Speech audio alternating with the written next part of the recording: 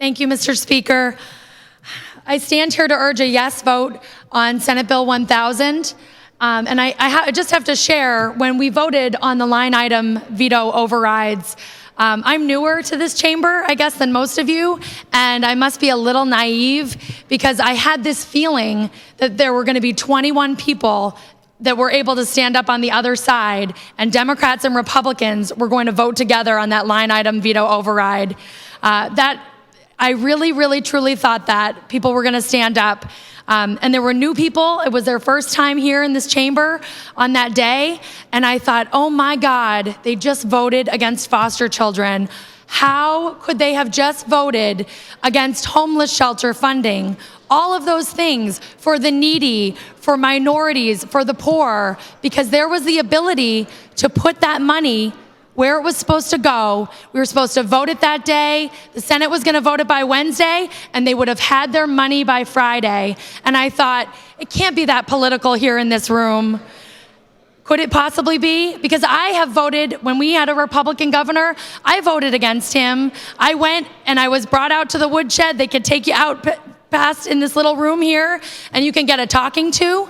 And I voted against him, and I didn't always vote with my party.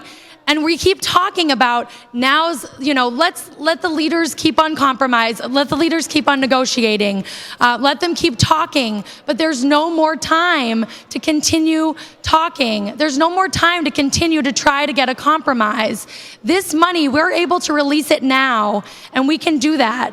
So there are voiceless people, and I think maybe that's why it's easy to take a vote like this and go back, because we dictate in our own districts what we go home and communicate about what happened today. And you have to wonder about the nature of this great body that we're in, because sometimes I look at this room, you can't really see it on PCN that great, but it's covered in gold, and we all sit in these cushy leather chairs, and there's a button right across from us, a red button or a green button, and you have a decision. And if you were a township supervisor and you were at a meeting tonight and you had those 25 constituents right in front of you, foster children, would you hit that red button? If you could hit that red button and make all this go away, if you could hit the green button and make it all go away, we have a list here. We have a document right in front of us tonight. This is not a joke.